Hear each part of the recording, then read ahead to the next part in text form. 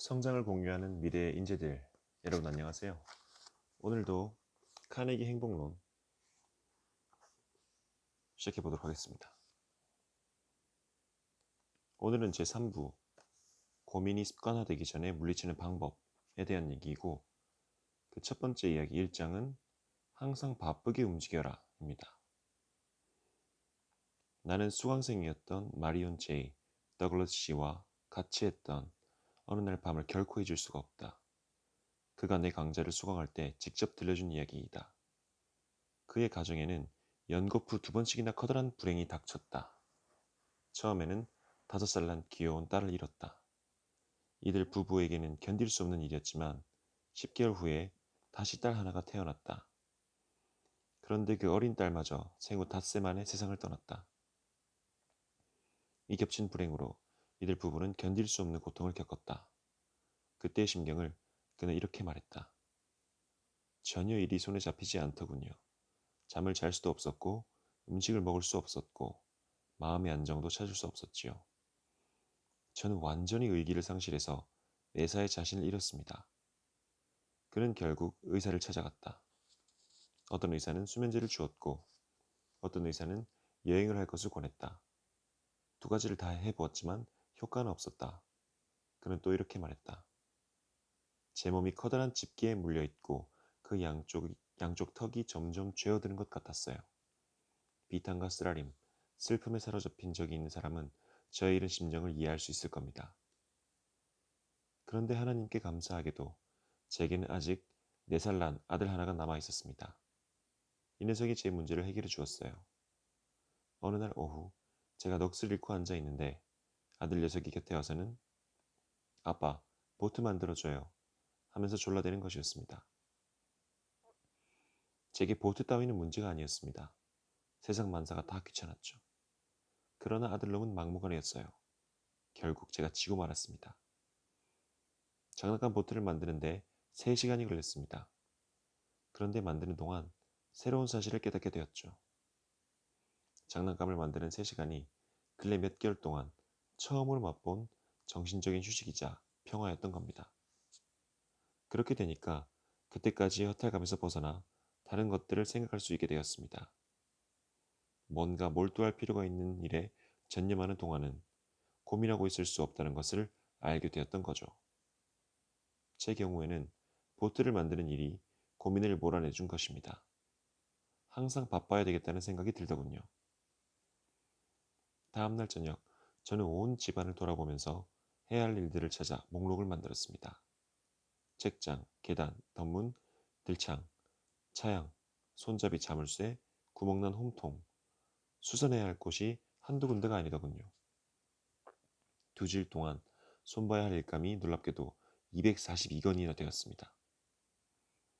어쨌든 저는 최근 2년 동안 일을 찾아 거의 해치웠습니다. 매일 분주한 일과를 보냈어요.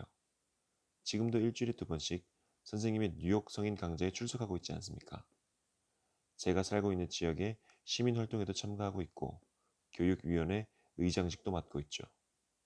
이 밖에도 여러 회합에 참석하고 있고 적십자사를 비롯해 여러 공공사업을 위한 모금도 돕고 있습니다. 이렇게 바쁘게 생활하다 보니 고민하고 있을 틈이 없게 되었죠. 고민할 시간이 없다. 이것이야말로 윈스턴 처칠경이 제2차 세계대전이 절정일 무렵 하루 18시간 일하던 때의 한 말과 비슷하다. 나는 너무도 바빠서 고민할 시간이 없다. 이 명언은 책임의 막중함 때문에 고민하는 일이 없느냐는 질문에 처칠이 대답한 말이다. 찰스 캐터링도 자동차 시동기 발명에 착수했을 때 같은 처지에 있었다. 그는 은퇴할 무렵까지 제너럴 모터스의 부사장으로 제너럴 모터스 연구소를 이끌었던 인물이다. 한때 그는 몹시 가난하여 창고 일부를 실험실로 사용하기도 했다. 식료품을 사기 위해 부인이 피아노 레슨으로 모은 $1,500까지 쓰지 않으면 안 될 정도였다. 생명보험 불입금에서 $500를 차용한 일도 있었다. 그럴 때 고민되지 않았습니까? 하고 내가 묻자 그의 부인은 이렇게 대답했다. 네, 저는 이루 말할 수 없이 걱정되어 잠도 제대로 잘 수가 없었어요. 하지만 남편은 그렇지 않았어요. 그이는 일에 열중해서 고민할 여유가 없었습니다.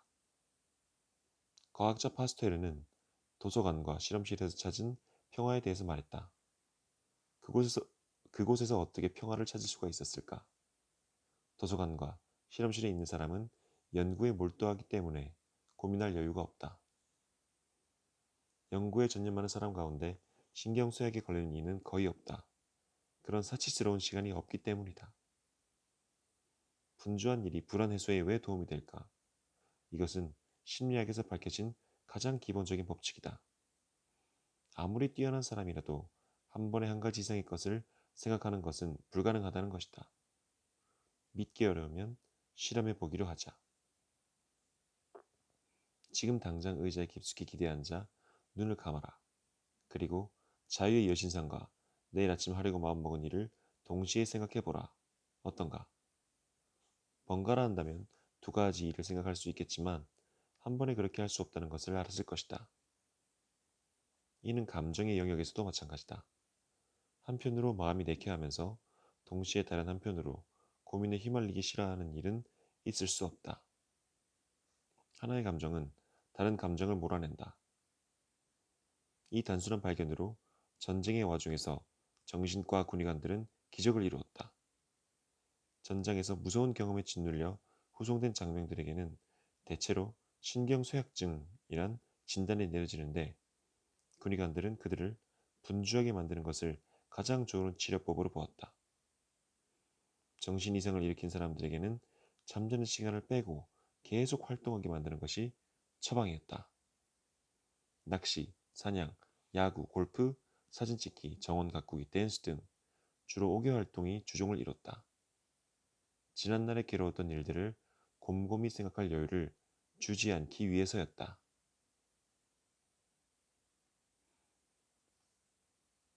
나머지는 다음 시간에 계속하도록 하겠습니다.